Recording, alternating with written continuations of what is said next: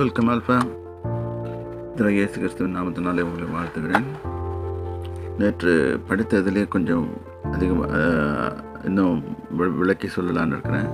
உபாகமம் 28 அதிகாரம் 12வது வசனம்.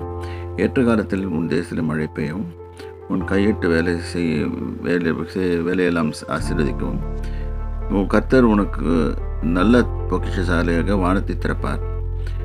இது ஒரு போர்ஷன். இந்த வசனத்தை இன்னொரு பகுதியாக பிரிக்கலாம். நீ அநேக ஜாதிகளுக்கு கடன் கொடுப்பாய்.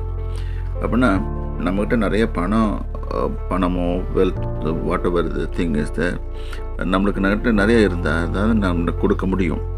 ஸோ இங்கே அநேகமாக இருக்கும்னு தான் போட்டிருக்காரு. அநேக ஜாதிகளுக்கு, அநேகம் ஒரு ஜாதி இல்லை, 2 ஜாதி இல்லை, எக்கச்சக்கமான ஜாதிகளுக்கு. அது இன்றைக்கும் இஸ்ரவேல் புத்திரர்கள் அதை செய்து வருகிறார்கள்.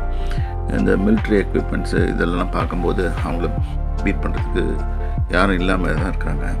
இன்னும் சயின்டிஃபிக்கலாகவும் பார்க்கும்போதும் நிறையா காரியங்கள்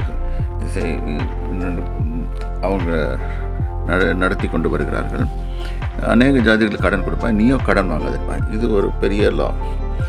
கடன் வாங்குகிறவன் கடன் கொடுப்பவனுக்கு அடிமை. இது நீதிமொழிகளில் போட்டிருக்கு, இங்கே போட்டிருக்காரு. நீ கடன் வாங்காதிருப்பாய் என்று ஒரு கட்டளையை கொடுத்துருக்காரு. ஆகவே நம்ம கடன் வாங்குறதை தடுக்கணும். எத்தனையோ விதமான கடன் விதவிதமாக வந்திருக்கு. அதெல்லாம் பார்த்துக்கிட்டு நீங்கள் அதை அவாய்ட் பண்ணுறது நல்லது. கர்த்தருடைய இயேசு கிறிஸ்துவின் நாமத்தில் உங்களை வாழ்த்துகிறேன். கர்த்தர் உங்களை ஆசீர்வதிப்பாராங்க.